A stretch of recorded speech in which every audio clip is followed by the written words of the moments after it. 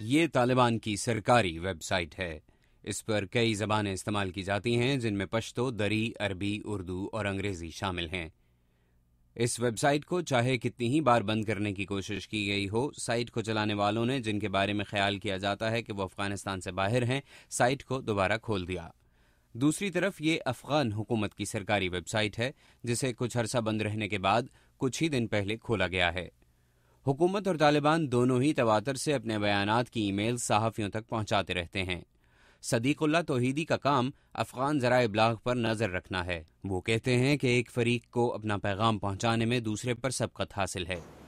سخنگویان طالبان ترجمانوں نے ٹیکنالوجی اور mobile phone سے زیادہ فائدہ اٹھایا ہے۔ وہ ہمیشہ صحافیوں سے رابطے میں رہتے ہیں، وہ اپنا پیغام دیتے ہیں اور پھر یہ بھی دیکھتے ہیں کہ کیا صحافیوں نے ان کا پیغام شامل کیا یا نہیں۔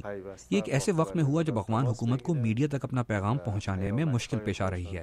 افغانستان کے موبائل فون نیٹ ورک کو کرزئی حکومت کی بڑی کامیابی سمجھا جاتا ہے، مگر یہی موبائل نیٹ ورک طالبان پروپیگنڈے کے لیے ایک ذریعہ بھی ثابت ہو رہا ہے۔ نیو یارک ٹائمز نے حال ہی میں ایک رپورٹ میں صوبائی دارالحکومت لشکرگاہ کا احوال لکھتے ہوئے کہا ہے کہ وہاں باقاعدگی سے رات 8 بجے تمام موبائل کیریئرز اپنے سگنل ٹاور بند کر دیتے ہیں، اور اس کی وجہ ہیں طالبان۔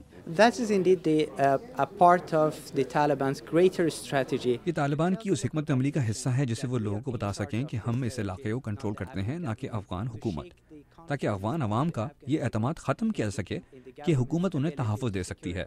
حتیٰ کہ ہیلمنڈ کے گورنر نے بھی کہا کہ ان کے موبائل فون کا سوئچ بھی طالبان کے ہاتھ میں ہے۔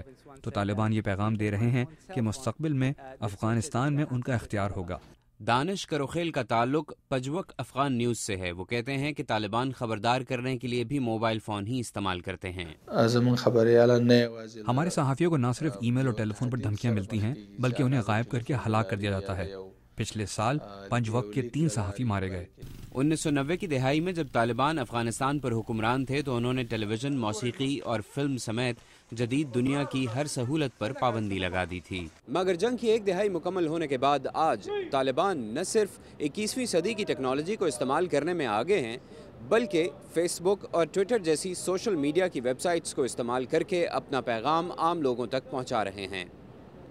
محمد عاطف، اردو VOA، واشنگٹن۔